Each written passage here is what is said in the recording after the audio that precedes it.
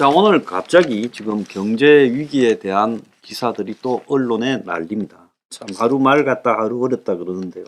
주요국 성장률을 좀 높게 잡은 IMF가 한국은 3연속으로 낮췄어요. 한국의 올해 성장률을 지금 2.9, 2.1에서 이제 1.7로 낮췄습니다.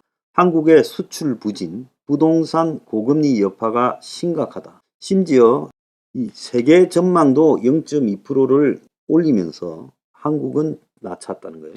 그래서 25년 만에 일본의 성장률은 1.8%로 전망했는데 한국은 1.7%로 일본보다 낮게 되었다. 25년 만에 한국이 IMF 추정치에서 일본보다 낮아졌다는 거예요. 자, 한국의 지금 수출 부진 그리고 부동산 문제, 고금리 여파를 굉장히 지금 심각하게 보고 있습니다. 제가 계속해서 한국이 수출이 부진하고 무역 적자, 경상수지 적자가 예상이 되고 소비가 둔화되고 투자가 줄어들고 있다. 근데 뭐 어제만 해도 뭐 12월 달 작년에 뭐 이 4분기에 수출이나 투자나 소비가 늘어났다 어쨌다 하는데 작년 12월 생산이나 투자가 급감했다고 지금 보고서가 나오고 있습니다. 지금 1월달 무역수지가 오늘 2월 1일이니까 나왔습니다. 제가 굉장히 클 거라고 했지요. 130억 불 안팎이 될 거라 했는데 정부 발표로 126.9억 불 적자가 나왔습니다.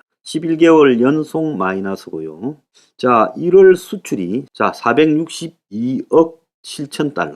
1월 수출이 462.7억 불, 16.6%나 떨어졌고 수입은 589.6억 불로 이게 지금 이 양 격차가 126.9억 불 마이너스가 되었습니다. 글로벌 경기가 둔화되고 반도체가 업황이 악화되면서 직격탄을 맞게 되었다. 적자 확대 심각한 수준이다. 주력 산업 부진이 지금 영향을 미치고 있다. 자, 수입은 소폭 감소되었는데 에너지 수입은 역대 1월 중에 최고치입니다. 자, 근데 이와 관련해서요. 지금 삼성의 실적 쇼크가 지금 심각하다. 그래서 삼성 반도체의 4분기 성적표가 영업이익이 8조 8,400억에서 2,700억으로 영업이익이 97%가 급감했다. 자, 그래서 이 삼성의 이 어닝 쇼크가 지금 굉장히 지금 충격을 주고 있습니다. 작년 4분기 실적이 이렇게 돼버린 거예요. 삼성전자의 영업이익은 전체로 지금 4조 3천억, 68%가 줄었어요. 반도체는 97%가 줄었습니다. 그래서 이 반도체 부분이 지금 굉장히 충격이 심해지고 있고 제조업 생산 영역이 사상 두 번째 마이너스 성장을 했다는 거예요. 수출이 아예 부진하니까 설비 폐쇄가 늘어가고 있어서 제조업 자체가 지금 힘들어지고 있다. 삼성하고 LG가 LCD 사업에서 철수하면서 지금 이런 일이 발생하고 있다는 겁니다. 자, 그래서 일본의 지금 25년 만에 성장률이 역전되고 있는데 자, 한국의 인구 변화도 지금 심각하고 그리고 부동산의 문제도 지금 심각하다라고 지적이 되고 있습니다. 자, 부동산과 관련해서요. 오늘 또 심각한 사실이 여러 개가 나오고 있습니다. 미분양 마지노선 넘었다. 금융 리스크 번질 수도 있다고 어제 부동산 경제 위기 토론회가 열렸는데요. 그 토론회에서 지금 이런 이야기가 나왔다는 거예요. 부동산 개발 협회 회장이 미분양발 금융위기가 올 수 있는 상황이다. 고금리 충격으로 집값이 더 떨어질 가능성이 크다. 자, 강남권의 입주 물량이 몰리는 것도 변수고 연착륙 위에 규제를 더 풀어야 된다고 지금 난리가 났습니다. 마포 용산마저 미분양이 쌓이고 있다는 거예요. 그래서 전국의 미분양 가구가 제가 7만 가구가 돼간다 했죠. 현재 12월 기준으로 6만 8천으로 9년 4개월 만에 최대다라고 나오고 있습니다. 그래서 오늘 아침에 보면 미분양 주택 전국 6만 8천 가구 정부가 정한 위험선을 넘었다.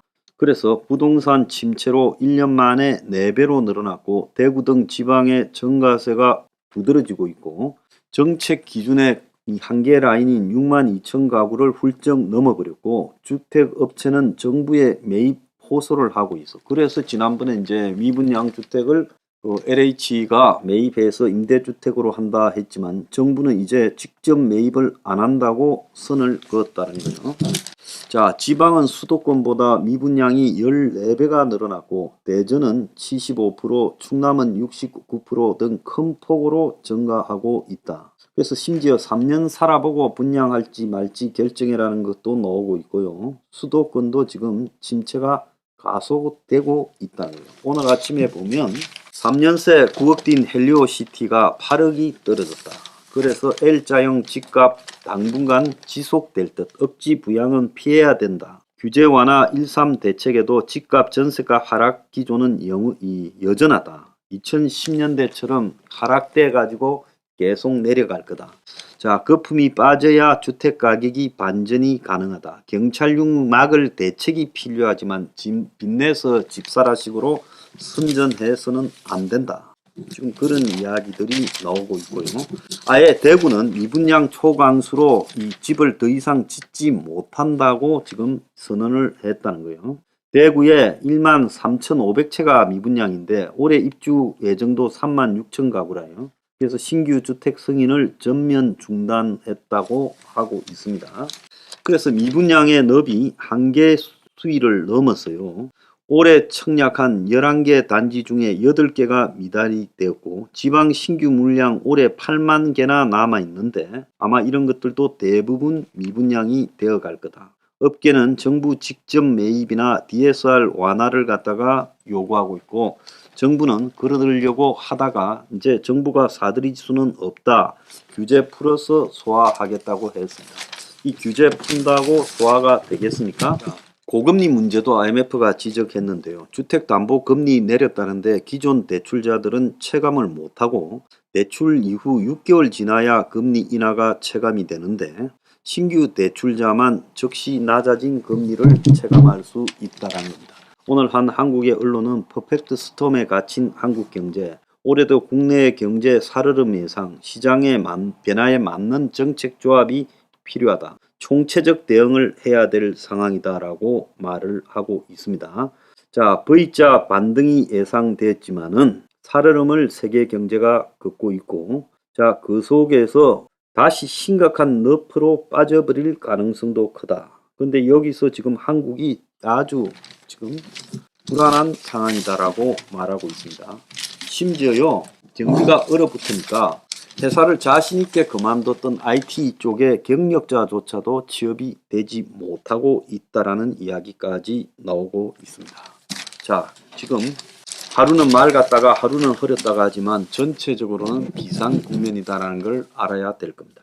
저는 최근에 한국의 부동산 시장에서 나타나는 뻔뻔함에 대해서 정말로 붕괴를 합니다. 어떻게 부산의 이 아파트 건축비, 삼익비치 재건축비가 평당 4,500만 원이냐. 5년 전에 비해서 어떻게 2.7배가 될 수 있냐. 도대체 이해가 안 가는 있죠. 그래서 대한민국의 이 건축비 산정은 도대체 누가 하는 것이냐. 실제 비슷한 수준의, 그러니까 부산의 남천동에 거기 고급 아파트가 높이 올라가면 그 아파트는 해운대의 LCT나 또 광안리에 아니면 그 수영의 고급 이 아파트, 바닷가 고급 아파트의 가격 이런 데 산정해서 실제로 건축비를 역으로 환산해 가지고 시세가 건축비가 되고, 그래서 그 길을 갖다 온갖 거품을 가지고 끼워 맞추려다 보니 온갖 건축 자재 비용이 오르고 임금이 올랐다고 이야기를 하는 겁니다. 실제로 여러분 한번 전 세계에 분석을 해서 찾아보십시오. 영국부터 시작해서 프랑스, 유럽에서 제일 집값이 비싸게 올라가던 데가 독일입니다. 그 외에 스웨덴, 노르웨이도 벌써 폭락의 대열에 접어들었고 스위스도 떨어졌습니다. 그래서 독일의 집값이 14년간 오르다가 작년부터 내려가고 있습니다. 그러면 나머지 나라의 집값은 말할 것도 없지요. 세계에서 집값이 비싸기로 소문났던 시드니, 또 뉴질랜드, 오클랜드, 캐나다의 밴쿠버, 시애틀 같은 데서도 집값이 지금 폭락하고 있어요. 미국 전역의 집값이 붕괴되고 있고, 이 미국의 부동산 산업과 미국의 또 이 각종 주택 산업에서 수많은 실직자가 발생하고 있습니다. 그래서 이 집이라는 것은 지금 전 세계에 제대로 이 가치가 유지되는 곳이 없어요. 중국의 집값 떨어지는 것은 말할 바도 없습니다. 세계 최대의 주택시장 중국이요. 거의 지금 올스톱 해가고 있습니다. 그러면 세계 도대체 어디에서 집을 짓는다고 그 주택 자재 비용이 국제적으로 올라가고 있다는 겁니까? 물론 2020년 코로나 초기에요. 물류에 문제가 있었죠. 각국마다 다 봉쇄를 하니까 물류 시스템이 지금 문제가 발생해서 해외에서 건축 자재 등을 국내로 들려오는데 문제가 생겼지만 지금 대부분 다 풀었지 않습니까? 여행이 풀리듯이요. 여행이 풀린다면 이 물류도 풀렸다고 봐야 되죠. 그렇기 때문에 지금 이 물류가 들어오는 상황에서 병목 현상이라는 건 이제 사라졌어요. 그러니까 지금 와가지고 건축 자재가 국제적으로 폭등했다? 또 이 우크라이나 러시아 전쟁을 이야기합니다. 벌써 대체됐죠. 한국에 집 짓는데 러시아나 우크라이나에서 가져오는 원재료가 뭐가 있겠습니까? 그래서 세계적으로 주택 산업이 가라앉기 때문에 집을 별로 안 짓습니다. 자, 원래 주택 산업이라는 것은 경기가 가라앉으면 안 짓다가 호황일 때 집중적으로 짓지요. 몇 년 전에 미국에도 말입니다. 이 집 짓는다고 난리가 났죠. 미국에는 주로 목조로 집을 지으니까 나무 가격이 굉장히 올랐지요. 근데 지금 미국에 집을 안 지으니까 미국의 목재 가격이 폭락했습니다. 그럼 지금 전 세계에 한국과 경쟁할 수 있는 자재를 두고 경쟁할 수 있는 곳에 어디서 집값이 올랐습니까? 임금이 올랐다고요? 자, 임금요? 지금 일자리가 이제 없어서 전부 다 난리가 난 마당에 건설 현장에 임금을 올릴 수 있습니까? 그래서 임금이 올랐다라는 이야기도 몇 년 전의 이야기라는 거죠. 솔직하게 이야기하면 건설 현장에 이제 집을 지을 돈을 갖다가 안 대주죠. 여태까지 어떻게 했습니까? 건설사와 시행사가 결탁을 해서 금융사 뚫어가지고 그래가지고 돈 빌려서 그 돈으로 이제 집 지어가면서 선분양을 한 거 아닙니까? PF, 프로젝트 파이낸싱이라는 거는 아무런 담보 없이 거기에 집을 지어서 분양이 되어서 돈이 들어올 거라는 전제하에 빌려주던 거 아니었습니까? 그런데 지금 그렇게 해서 빌려서 진 집들이 지금 7만 가구가 미분양이고 올해 미분양까지 합치면 10만이 훨씬 넘을 거라고 예측되고 있습니다. 그러면 어떻게 해야 되겠어요? 집을 안 짓는 게 맞지요. 그래서 기존에 계획하고 있는 부동산 건설은 다 유예가 될 겁니다. 그러면 집이 부족해서 나중에 큰 문제가 생긴다고요? 지금 인구가 줄어들고 있는데 한국에요. 무슨 너무 집 수요가 폭증하고 그걸 살 돈이 어디 있다는 거예요. 전부 투기용 돈이었죠. 투기꾼 말고 한국에 집을 살 수 있는 실수요자가 얼마나 있겠습니까? 젊은 사람들. 그래서 집 샀던 젊은 사람들 적어도 200만 명 이상이 물린 사람들이에요. 마지막에 사서. 그래서 영끌 B2의 희생자가 되고 있습니다. 자, 이런 상황에서 집을 짓는데 한 평에 그 아파트 짓는데 4,500만 원대. 기가 차서 말이 안 나옵니다. 그래서 그간에 얼마나 많은 비리 구조. 자, 아파트를 지을 때 철거부터 시작해서 뭐 재건축 조합에 대해서 돈 뿌리고 로비하고 뇌물 뿌리고 조폭들이 뜯어먹고 온 그 인허가에 상납을 하고 그러면서 건설이라는 것이 비리의 온상에 서 있지 않았어요? 지금 서울 시내 강남 등과 곳곳에 재건축하는데 얼마 많은 비리로 돼 있었습니까? 그래가지고 재건축하기로 합의 보고 나면요, 건설사가 고급으로 지어야 되고 수영장 지어야 되고 애들 놀이시설 지어야 된다면서 이 평당 가격을 올려버리죠. 건축비를요. 안 그렇습니까?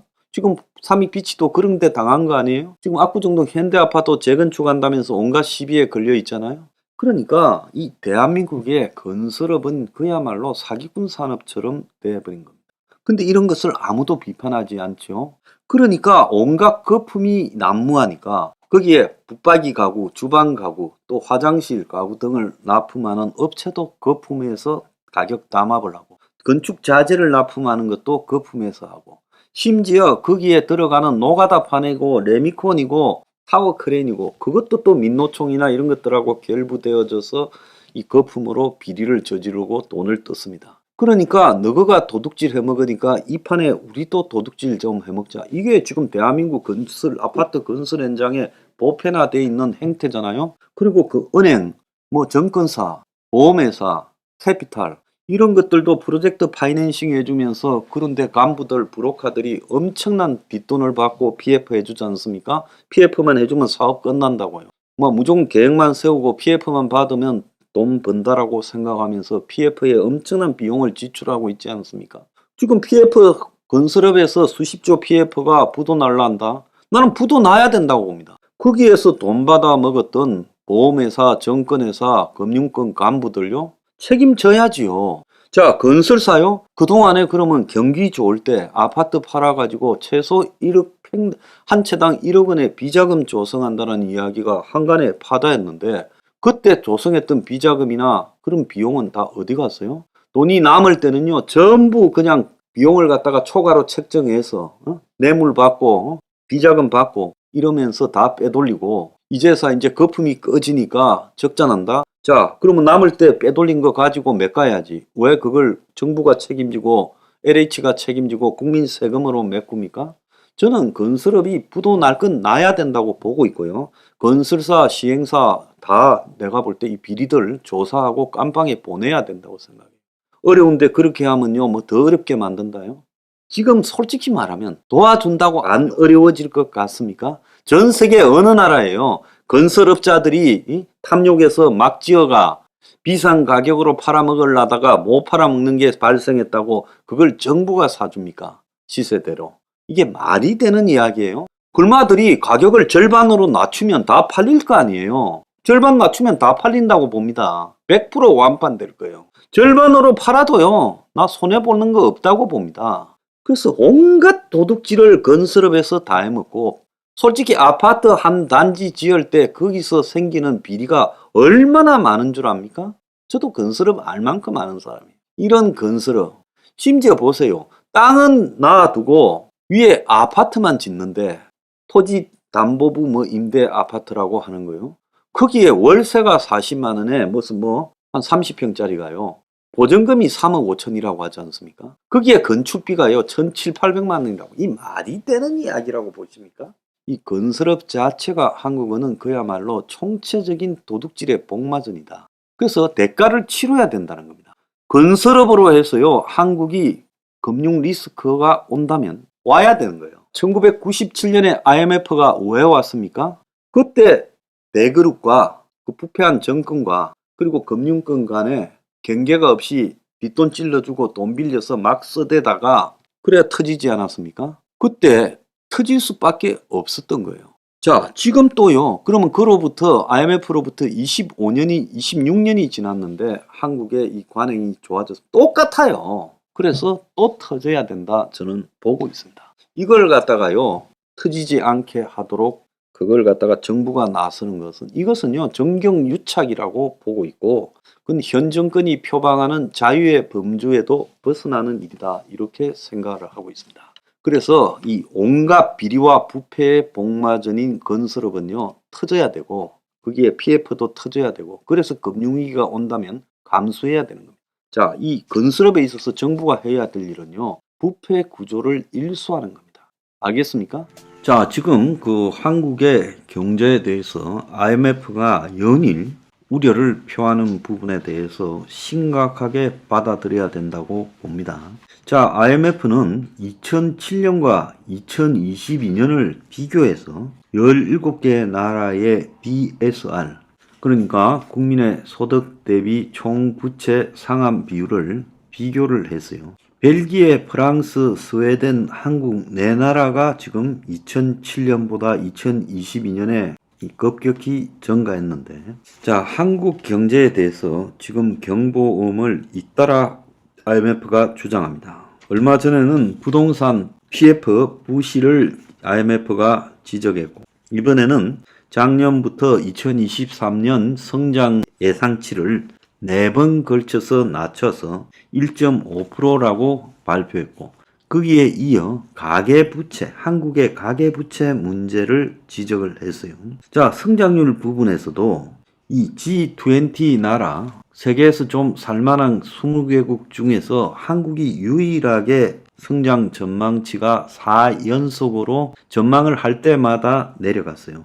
한국 경제가 굉장히 지금 사면초가에 빠져 있다는 거고 IMF가 이 금융안정 보고서를 발표했는데 가계부채 취약국가에 한국이 4개국 안에 들어있고 스웨덴, 벨기에, 프랑스, 한국의 경우에 가계빚에서 출발한 위험이 전체 경제로 번지고 있다라고 하며 그 근거로 DSR, 그러니까 총부채 상환 비율을 이렇게 제시를 했어요. 가계가 일정 기간 갚아야 될 대출 원리금이 소득에서 차지하는 비중이 몇 프로인가를 따진 거죠. 그래서 IMF가 BIS 방식을 토대로 산출한 한국의 가계부채 상환 비율을 지난해 2분기 13.4로 이렇게 기록했는데, 그래서 17개 나라 중에 호주 다음, 호주가 13.7이고 한국이 13.4라는 거예요. 그래서 한국 가계가 벌어들인 돈 가운데 13% 이상을 빚과 이자를 갚는 데 썼다. 일본이나 미국, 독일 등은 이 비율이 6, 7%에 불과하다. 2007년에 금융위기 원인이 된 서브프라임 모기지 론 대출 부실로 세계 금융위기가 터졌을 때 전 세계는 가계가 부채를 이 주택 등으로 크게 지게 되면 결국은 터지더라라고 부채 줄이기, 가계 부채 줄이기에 나섰지만은 한국은 거꾸로 가계 부채가 엄청나게 늘어났다. 2007년에 금융위기가 있을 때 1분기에 한국의 가계 부채, 한국의 DSR 비율이 11%에서 2022년 2분기에 13.4로 2.4가 올랐는데 상승폭이 가계부채가 심각한 4개국 중에서 1위라는 거예요. 자, 다른 나라들, 호주나 미국이나 영국이나 스페인 등은 가계부채를 급격히 줄였다는 거예요. 그래서 대부분의 선진국은 금융위기 직전에 보다 훨씬 강화된 주택대출 기준을 적용해가지고 부실 대출 위험을 줄였고, 이 가계의 부채 상환 비율이 2007년 대비해서 많이 낮아졌다. 그런데 이 4개 나라는 오히려 코로나 이후 가계부채가 늘고 가계가 지금 취약성이 확대되어 가고 있다는 건데, 단순한 액수 비교로 2007년에 한국의 가계부채는 665조, 근데 지금은 1867조예요. 그래서 가계부채가 지금 엄청나게 늘어났죠. 3배 늘어났어요. 그리고 주택담보대출도 344조에서 1013조로 3배가 늘었어요. 저도 주택담보대출이 1000조가 넘은 줄 오늘 처음 알았습니다. 이게 잘 안 나오더라고, 통계가요. 그래서 이게 이미 작년에 이렇게 늘어났으니 지금은 이것보다 훨씬 더 많을 겁니다. 자, 그런데 전문가들이라는 사람들은 이게 신용이 양호한 대출이라는데, 지금 한국이 이 주택담보대출이 신용이 양호합니까? 그 젊은 사람들 연끌 비투가 신용이 양호해요? 그래서 IMF가 금리 인상이 세계 금융 시스템의 약한 고리를 위협하는데, 지금 인플레가 되고 있고 저성장이 되는 스태그플레이션 현상이 지금 금융 위험을 가져오고 있다라고 경고하는데, 미국의 재무장관 앨런은 그런 징조가 없다고 말을 합니다. 지금 정부가요, 무엇 때문에 이 PF 대출 부실화에 대해서 거의 모든 언론들이 심각하다고 하고 한국에 경출하기 시작된다, 이렇게 지금 보고 있는데, 근데 한국이요, IMF 때 97년이나 금융위기 때 2008년하고 다르게 이번에 경출하게 되면 대공황으로 가버립니다. 그때보다 한국은요 훨씬 약해졌어요. 한국이 IMF 사태를 맞이했을 때는 30대고, 그리고 금융위기를 맞았을 때는 40대인데 이제는 50대 후반 60대입니다. 여기서 한 방 맞으면 끝나는 거예요. 자, 그런데 이 PF 대출에 문제가 없고 관리 통제되고 있다고 익명의 정부 관료들이 이야기를 하고 있죠. 자, 그런데 왜 정부는 금리를 동결했습니까? 지금 어제 보면 환율이 1325원에 끝나서 한 달 새 영고점을 깼다는 거예요. 자, 그래서 지금 굉장히 불안함이 지금 환율에서 나타나고 있어요. 그러면 금리를 올리고 해야 될 건데, 미국 금리와 격차를 줄여야 될 건데, 현재 1.5고 앞으로 1.75까지 벌어질 건데 다음 달이면 이걸 지금 방치하고 가고 있는 이유는 뭡니까?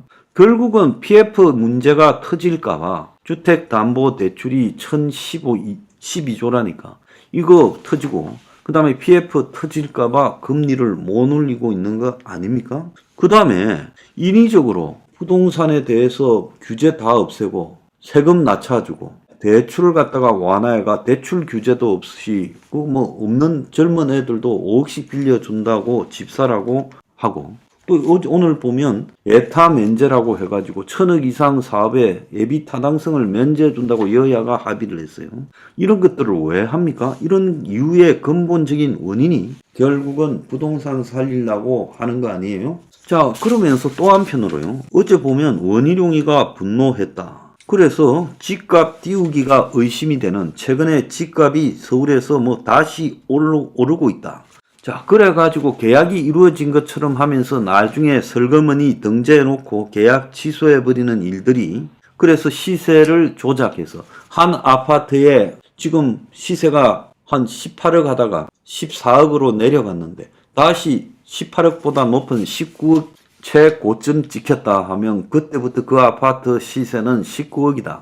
이런 식으로 하는 실허위 거래로 높은 가격을 계약해서 실거래가를 높인 뒤 나중에 취소하는 인위적 시장 교란 행위가 1080뉴스건이나 적발되었고 서울의 절반이나 있다는 거예요. 그래서 원희룡 장관은 집값 작전 세력을 근절하지 않으면 가격 정보가 왜곡돼 시장이 제 기능을 할 수 없다. 이는 시장 파괴 행위로 그는 세력은 특가법에 의해 엄벌해야 된다고 분노를 표출했어요. 저는 그건 전적으로 맞고 옳은 말을 했다고 봅니다. 그런데 한편으로 정부가 나서서 금리를 억지로 붙들어 놓고 있고 그러면서 집사라고 20대부터 40대까지 부추기고 있고 그리고 부동산 토목공사 등을 장려하려고 예비 타당성 검사를 여야가 합의해서 없애주고 그 총선 공사판을 일으키는 이유는 뭡니까? 다 건설회사들이 지금 밀감이 없어가 다 자빠질 지경이니까 거기 먹잇감 던져주겠다는 거 아니에요? 그래서 이 PF 문제가 없다면 왜 이런 일을 하느냐는 겁니다. 그럼 원희룡 장관의 분노는 좀 뜬금없지 않아요? 정부가 하고 있는 속내와 지금 거꾸로 가고 있잖아요. 그래서 PF 문제 없다라는 것을 총리나 국토부 장관이 직접 공식적으로 언급하라는 겁니다. 정부가 하는 일이 일관성이 있어야 될 거 아니에요. 자, 최근에 보면요. 부동산에 관련해서 이제 하락이 반등으로 바뀌었다. 서울 매매 전세 2주째 상승하고 있다. 경기도도 하락폭 점차 줄었다. 바닥 다졌다. 즉 바닥까지 와서 다시 올라가고 있다라는 것이 부동산에 확산되고 있다. 수도권 10억대 분양도 흥행. 언론들이요 신이 났습니다. 부동산 바람잡이 역할을 한다고요. 자, 여기서 제가 분명하게 제 명예를 걸고 이야기를 하겠습니다. 부동산요. 지금 정권이 부동산 살리려고 혈안이 되고 기득권이 부동산 띄우려고 혈안이 되었습니다. 왜 그런가 하면 그들의 돈벌이는 결국 부동산에서 오고 상류 기득권이 다 부동산 투기를 해서 살아가고 부동산 업을 통해서 재벌들이 다 돈을 벌고 있으니까 부동산을 이렇게 바람을 불쳐가지고 부동산을 계속 지금 떨어지는 것을 돈을 풀어서 떠받치고 있죠. 자, 그 결과 보면요. 명백하게 이야기가 나오죠. 부동산 꿈틀, 가계대출 다시 늘었다. 5대은행 지난달 잔액 677조, 17개월 만에 증가. 최근에 가계부채가 너무 심각하고 국민소득이 줄어들어서 그야말로 이 가계부채가 요 근래 들어서 줄어들다가 정권이 부동산을 다시 살린다고 돈을 막 빌려주는 바람에 가계부채가 늘어났다는 거예요. 그래서 주택 수요 회복 속 주택담보대출이 509조 원, 6,935억이 늘어났다. 자, 이렇게 보도를 하고 있습니다. 또 다른 한편으로는요. 이렇게 늘어난 대출의 이면에 저축은행 부동산 대출 연체액이 석 달 새 2배로 늘어났다. 그래서 저축은행 1분기 경영 공시 전수조사에 따르면 대출 총액은 늘었지만은 연체액은 1.8조로 크게 늘었어.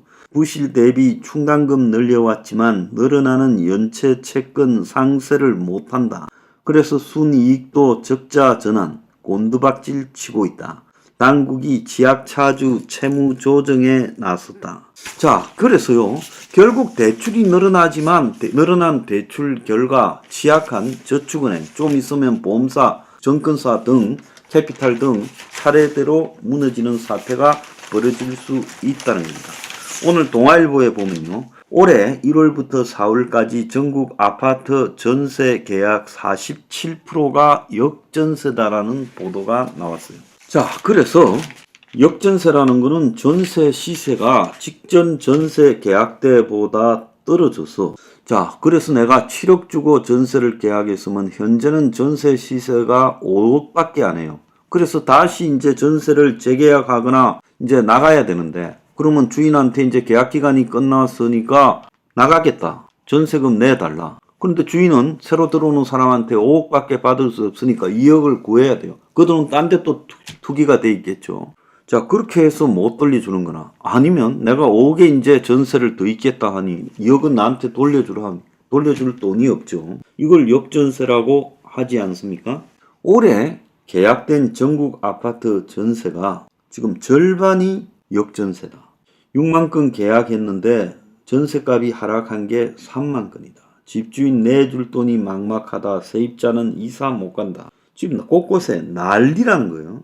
역전세가 대구 82%, 인천 61%, 집주인들 평균 8,400만 원을 돌려줘야 된다. 전세금 1억 낮춰도 세입자 못 구해. 집주인들 대출도 어려워 전전긍긍. 이제 2년 지났으니까 2023년에 다시 계약이 돼야 되잖아요. 지방 중심 역전세난 더 심해질 우려. 정부가 보증금 반환용 대출 완화를 추진하겠다. 이렇게 말하고 있어요. 자, 그러면서 신축 빌라 78%가 입주 때 전세금으로 세입자를 못 구해. 지금 역전세난 빨간불이 켜졌다는 거예요. 이제 기존 전세금으로는 보증보험 가입이 불가능하다. 이제 보증보험도 전세금을 낮춰야 들어주겠다고 하겠죠. 그래서 인천 신축 빌라 90%, 대전 87%가 여기에 해당된다는 거예요. 아파트뿐만 아니라 전세금 반환 보증 가입이 불가능한 신축 빌라 비중이요. 인천은 90%, 경기는 86.6%, 대전은 86.6%, 서울은 77.1%, 충남은 74.5%, 부산은 68%. 자, 결국은요. 지나치게 부동산 가격이 오르니까 5억짜리가 10억 되니까 전세금도 3억짜리가 한 8억 간 거예요. 그러다 보니까 이 부동산 폭등에 따른 전세가 폭등이 이제 지금 답이 안 나오는 상황으로 가고 있다는 겁니다. 자, 오늘 대표적인 두 개의 신문 기사가 나왔습니다. 영끌족의 성지였던 노원의 아파트 값이 서울의 2.3배 하락, 고금리의 매물 적체. 그래서 지난주까지 서울에서 유일하게 상승했던 이런 지역들의 아파트 가격이 다시 떨어지기 시작했고, 특히 노원구가 포함된 동북권은 0.30을 기록하면서 낙폭이 크게 벌어졌다. 노원구는 최근 1년 동안 거래가 뜸했던 단지들을 중심으로 일부 하락 거래가 신고돼 낙폭이 확대됐다. 이렇게 보도가 나왔어요. 자, 심지어 한 군데 더 보면요. 오늘 기사입니다. 8개월 새 5억 폭락, 영끌족 성지 노원 절망만 남아. 그래서 집값이 급등할 때 이 영끌족들이 주로 이제 젊은 영끌족들이 투자처를 갖다가 구한 것이 이제 비싼 마용성은 강남 3구는 꿈도 못 꾸고 노도강이었다는 거예요. 그래서 90년대부터 강북 지역의 대표적인 서민주거지고 중소아파트가 즐비한 노원 부동산이 올랐는데, 자, 그렇게 오르던 집값을 보며 자산 정식을 꿈꾸던 이들에게 지난해 중순부터 시작된 경기 침체 집값 하락은 청천벽력 같았고, 부동산 냉각기 1년째 노원을 찾은 영끌족들의 희망은 절망으로 바뀌어 묵묵부답이다. 그래서 한때 하늘 높은 줄 모르고 치솟던 노원의 집값이 강남 3구만큼 주목을 받기도 했는데, 이 지역이야말로 서울의 대표적인 이 서민주거층이고 80년대 때는 그야말로 빈민지대였는데 88 올림픽 이후에 이제 서민 아파트 지대가 됐죠. 그래서 상계동, 중계동, 하계동이 있었는데 여기가 이제 젊은 사람들이 집을 살 수 있는 상대적으로 싼 데다 해서 집값이 폭등하는 기간 동안에 가격이 엄청 올라서 이런 동네에 한 35평짜리 아파트가 15억까지도 근접을 했어요. 자, 그런데 가파르게 뛴 만큼 이제 가파르게 추락하고 있고 그러다 보니까 지금 45%가 하락한 13억 5천만 원이 7억 3천만 원까지 낮아진 것도 나왔다는 거예요. 그런데도 불구하고요. 지금 기사 중에 일부는요. 이런데 집값이 오르고 있다라는 헛소리 기사도 지금 쭉 있습니다. 자, 그런데 이 문제와 관련해서요. 한국부동산원은 어제 앞서울 아파트 값이 2주 연속 올랐다는 조작된 시세 조사를 발표해 언론들의 선동 기사를 부추겼다. 이 댓글이에요. 같은 날 표본수가 많고 시장 상황을 실시간으로 반영하는 KB 그 부동산 있죠. 국민은행이 하는. 거기에 서울 아파트 매매 전세값은 매매는 0.04, 전세값은 0.03 하락했고 여전히 하락세가 이어지고 있다고 상반된 시세 조사를 발표했고 실거래된 아파트 값을 전수조사하면 하락 거래가 70~80%에 달한다고 한다. 그런데 언론들은 조금 올랐다는 한국부동산원의 조작된 시세만 가지고 신바람 난 듯이 부추기는 기사를 써대고 있다. 한국부동산원에 대한 감사가 필요하다. 자, 정권이 오르는 걸 원하니까 이런 조작된 부동산 지금 바람잡이들이 설치고 있습니다. 부동산요. 하나 장담을 합니다. 너들이 아무리 올리려고 해도 결국은 주풍낙엽이 될 거다. 주풍낙엽이 진행되고 있고 머지않아 올해가 가기 전에 아마 꼭소리가 나서 50%가 더 높게 떨어진데도 곳곳에 나올 거다. 자, 미국의 블룸버그 통신이요. 전 세계 부동산 대박은 끝이 났다. 부동산 시장이 앞으로 10년간 얼어붙을 거다라고 말을 했습니다. 그래서 고금리로 인해서 전 세계 부동산 침체 현상이 이어질 거다. 그러면서 한국은 GDP 대비 가계부채가 가장 높은 수준이어서 리스크가 더 높다라고 지적을 했어요. 자, 이런 와중에 어제 한국의 건설정책연구원이라는 데서 세미나를 했는데 거기서는 내년 수도권 아파트 값이 오른다 하고 또 쇼를 해댔습니다. 그러면서 경기전망쌤이라는 데서 내년 주택시장은 L자 행보로 가게 될 거다. 자, 그러면서 한편으로 수요 회복 정책이 필요하다면서 DSR을 폐지하거나 완화하고 분양가 상한제를 폐지하고 공급 규제를 완화해야 된다 헛소리를 해대면서 올해 수도권 아파트 가격 매매는 2022년 대비 매매가는 3%, 전세는 5% 하락한 뒤 내년은 각 1%, 2% 안팎의 상승세를 보일 거고 내년은 대출금리가 상승할 가능성이 있어 주택 수요는 위축되겠지만 매매 가격 지수는 저점을 지나 회복 국면을 유지하겠지만 회복 추세가 약할 거니까 정부가 지원해야 된다 개소리를 합니다. 자, 이런 것들이 건설정책연구원의 핵심이라고 이런 연구 발표 세미나를 하는 것은 부동산 투기 업자들, 건설회사들 앞잡이 구실을 하죠. 대한건설정책연구원이라는 데는 뭐 때문에 존재하는 데입니까? 그런데 외신이 지금 한국이 부동산 문제로 엄청 고생할 거다.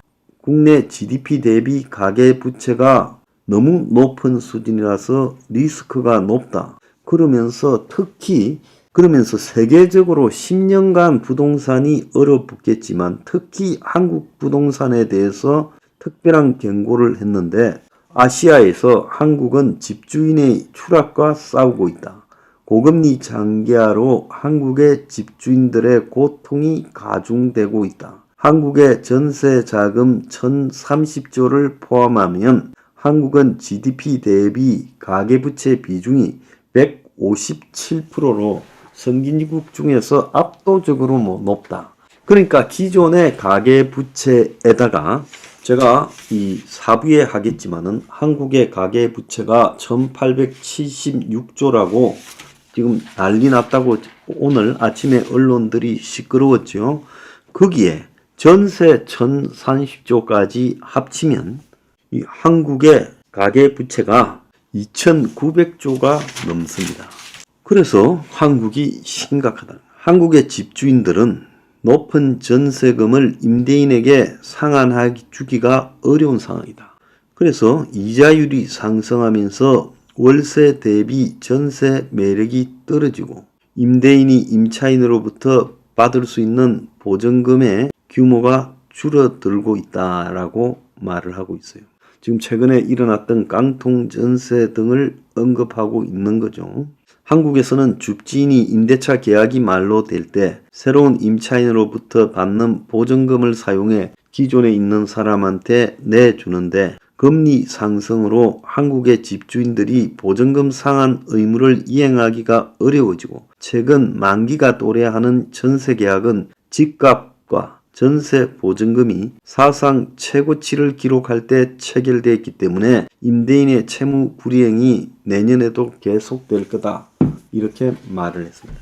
그래서 지금 미국에서 바라볼 때 한국의 이 157% 전세 포함 이런 가계부채가 전세계 부동산이 한 10년 동안 얼어붙을 건데 앞으로 이게 제대로 굴러가겠느냐.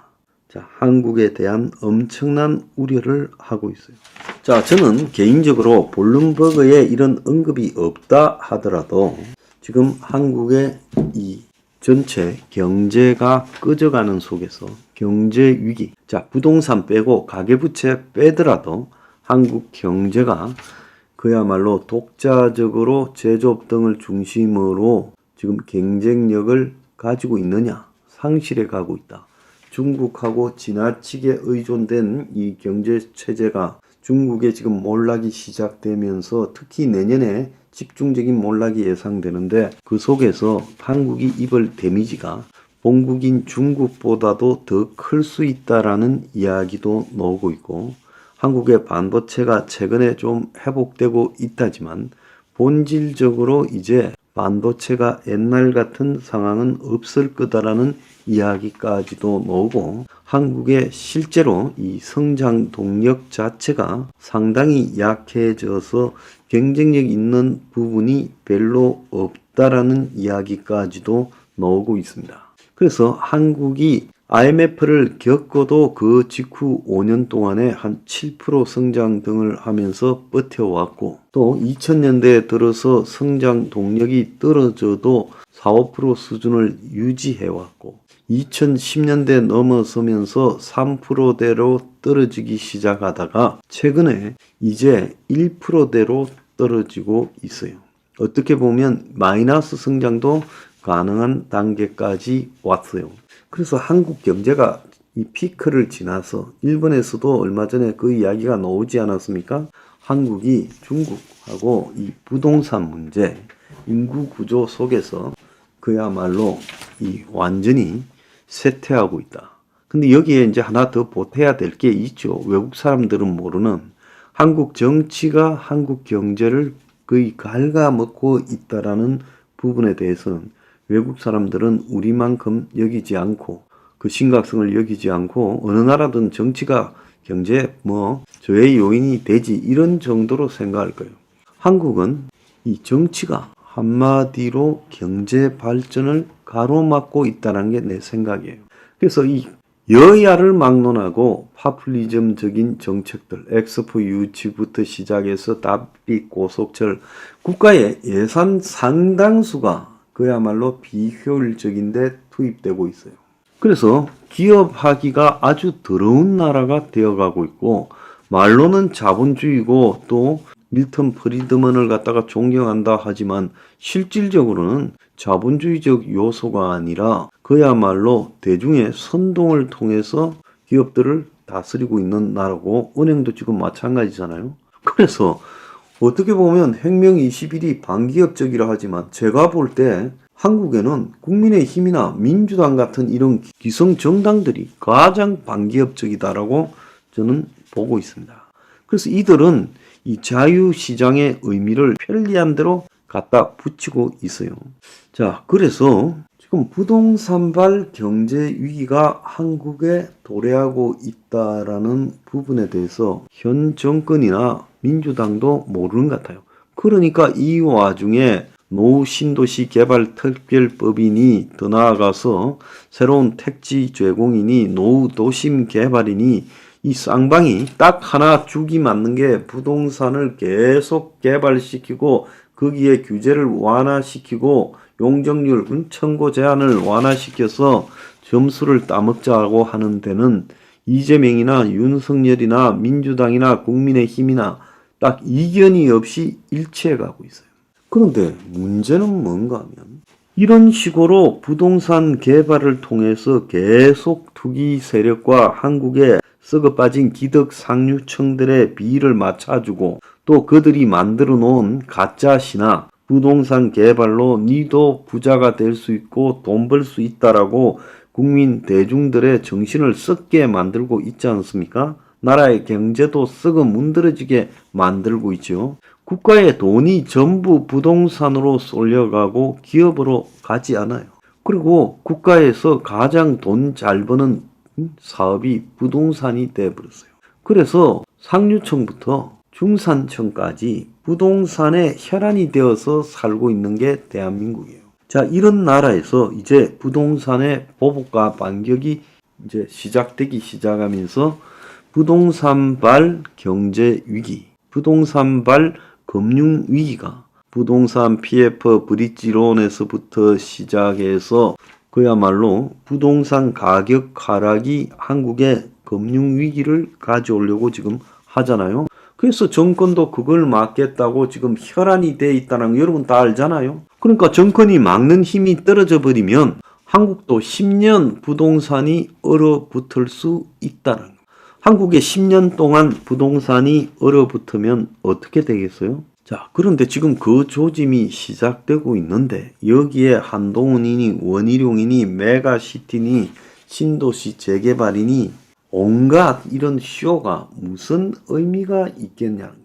이걸 잘 봐야죠.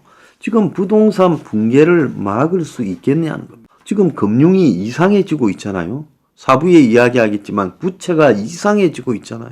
그리고 지금 연체부터요. 깡통 대출부터 지금 난리가 나고 있지 않습니까? 정권회사들이 다 마시가고 있고 캐피탈들이 마시가고 있고 저축은행도 다 마시가고 있잖아요. 근데 눈에 보이는 엄연한 이런 사실들이 여기서 극적으로 어느 날 무슨 일이 있었냐는 듯이 회복이 될 거라고 봅니까? 만약에 그렇게 생각한다면 그건 어리석은 일이죠. 그래서 현재 혁신위원회도 인요한이도 원희룡이 출마도 한동훈이 출마도 다 소용없을 수 있다는 거죠. 결국 부동산의 폭탄이 터져버린다. 내년 4월 전에만 안 터지게 하면 될 거 아니냐는데 4월까지 이대로 누르고 5달을 가는 게 쉬울 거라고 봅니까? 결국 이제 국민들도 슬슬 알 사람은 다 알아가고 있어요. 부동산 폭탄이 터지고 있다. 자, 외신까지 지적하고 있습니다. 정신 똑바로 차리세요. 선거 이기려고 그냥 적당히 덮고 가지지 않는다는 거예요.